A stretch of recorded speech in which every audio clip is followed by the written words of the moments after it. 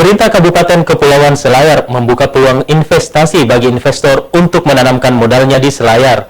Hal itu disampaikan Bupati Selayar dalam acara Selayar Investment Day di Hotel Claro Makassar, Senin pagi.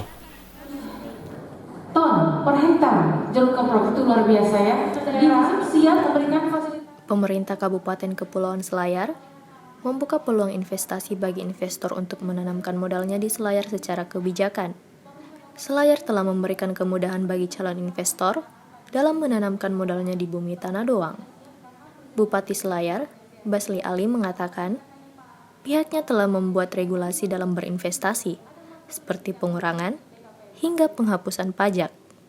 Basli menegaskan, tak hanya persoalan pajak, untuk urusan perizinan juga diberi kemudahan. Adapun terkait aksesibilitas menuju Selayar, yang selama ini dikeluhkan banyak investor, diakui semakin membaik. Saat ini, fasilitas pelabuhan kini tengah dibenahi. Begitupun izin jalur penerbangan yang telah diperpanjang. Selain itu, di Selayar juga telah didirikan terminal peti kemas.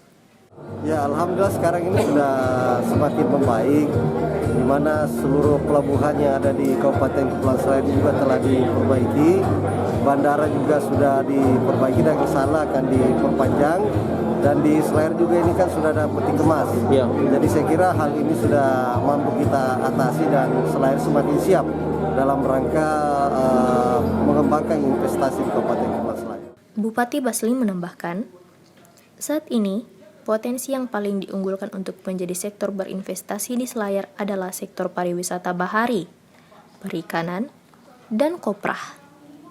Mardianto Lahamid, Celebes TV. Di warung meeting untuk para